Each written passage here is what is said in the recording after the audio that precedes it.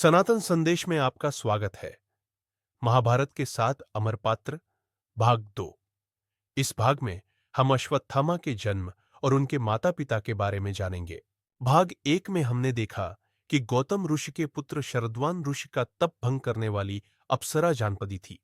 उनके कारण जो शुक्र क्षरण हुआ, उससे 2 जुड़वा बच्चे जंगल में मिले, जिनका नाम कृप और कृपी रखा गया। दोनों ही राजा शांतनु के आदेश पर आचार्य की देखरेख में बड़े हुए। हमने यह भी देखा कि शरद्वान ऋषि अपने तपोबल से अपने बच्चों का पता लगाकर राजा शांतनु से मिलने हस्तिनापुर गए। वहां कृप और कृपी को उनका पिता मिल गया। अब हम आगे की कहानी देखेंगे। कृपि, द्रोणाचार्य का विवाह और अश्वत्थामा का जन्म हमने लास्ट वीडियो में देखा। कृपि का जन्म कैसे हुआ और उनके पिता कौन थे। कृपि का विवाह द्रोणाचार्य के साथ होने वाला है, तो द्रोणाचार्य के बारे संक्षिप्त में जान लेते हैं।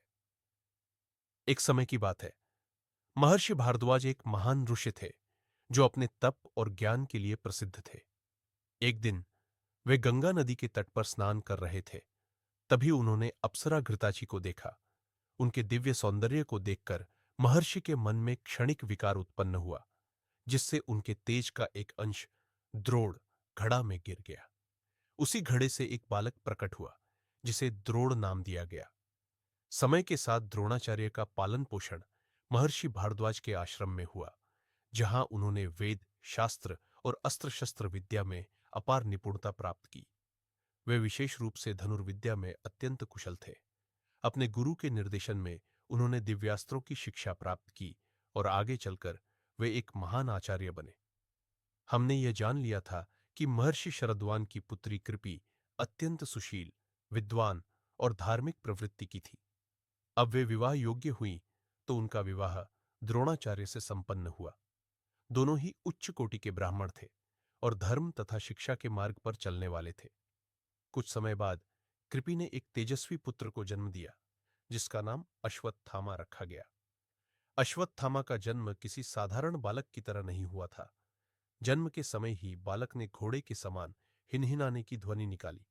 तभी आकाशवाणी हुई कि यह बालक एक महान योद्धा बनेगा और अमृतत्व का वरदान प्राप्त करेगा। अश्वत्थामा बचपन से ही अद्भुत शक्ति और तेजस्विता से संपन्न था। उसके मस्तक पर एक दिव्य मणि सुशोभित थी, जो उसे अजेय बनाती थी।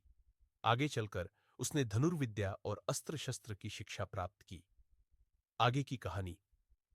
अश्वत्थामा की अद्भुत यात्रा और उसकी शक्ति को विस्तार से जानने के लिए हमारे चैनल को अभी सब्सक्राइब करें, वीडियो को लाइक करें और बेल आइकन दबाएं, ताकि हमारी अगली कहानी अपलोड होते ही सबसे पहले आपको मिले।